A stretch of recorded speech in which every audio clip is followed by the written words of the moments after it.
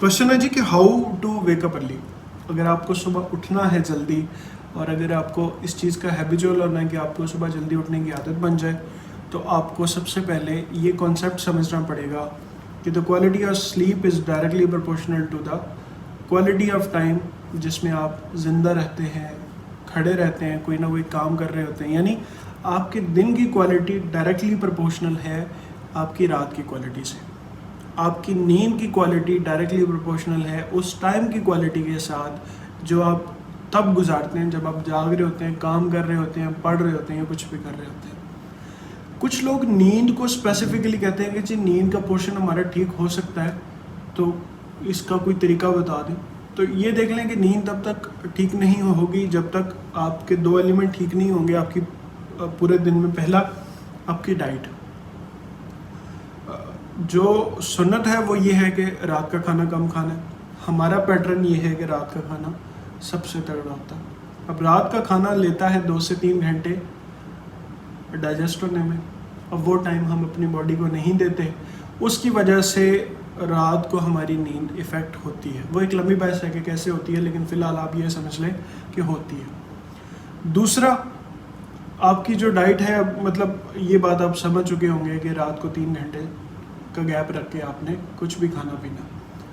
दूसरी बात ये होती है कि जी आपका दिन का काम कितना ज़्यादा था, क्या आप वाकई थक के आपने पूरा दिन जितना काम किया आप उससे थके हैं या आप नहीं थके।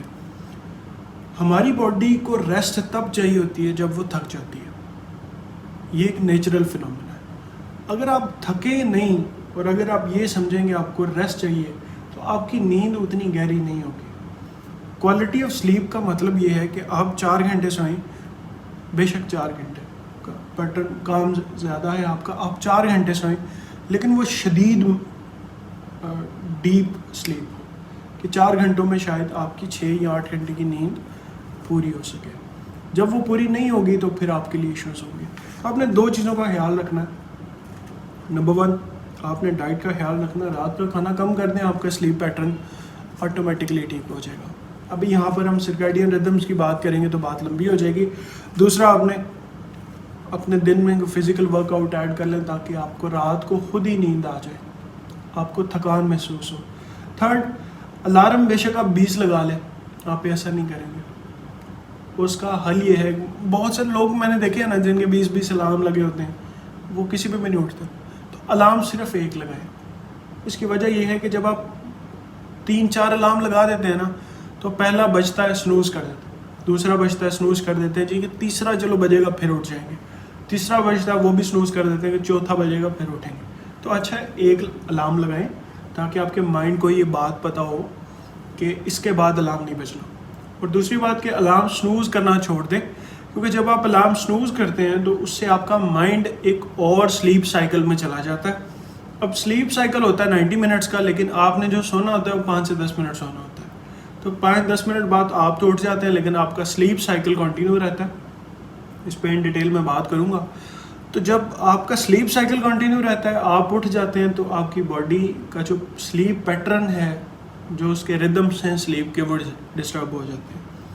तो वो जो 5 मिनट की आपकी नींद है ना, जो कि लग ये रही होती है कि पूरी नींद जो आपने रात को ली है उससे अफजल लग रही होती है 5 मिनट की नींद, तो उसके बहुत नेगेटिव एक इम्पैक्ट है आपकी बॉडी पे। उससे बचें। उन 5 मिनट की नींद से बचने के लिए मैं आपको एक टिप दे देता हूँ छोटी सी।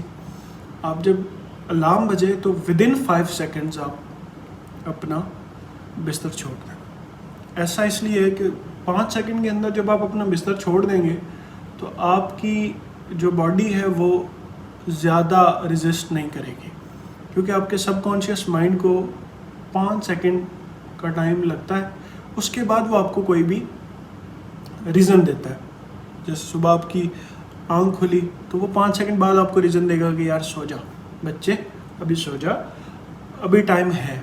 लेकिन आप अगर विदिन 5 सेकंड उठ के बिस्तर से बाहर निकल गए ना, तो आपके लिए वो जो रेजिस्टेंस थी वो ख़त्म हो जाएगी। अब ये काम आपके लिए थोड़ा सा मुश्किल होगा पहले 4-5 दिन, उसके बाद आपको इसमें मज़ा आने लग पड़ेगा। और ये बात याद रखें कि सुबह उठने के लिए ना आपके पास एक तो एक रीज़न होनी चाहिए कि आपने सुबह क्यों उठना है। सेकंड आपका जो स्लीप पैटर्न है, जैसे मैंने बात की। थर्ड ये बात है कि आपको क्या करना है कि आपने अपनी बॉडी को थकाना है। द वाई ऑफ स्लीप पे बात करेंगे इंशाल्लाह, उस पे भी, वो एक अलग टॉपिक है मज़ेदार सा।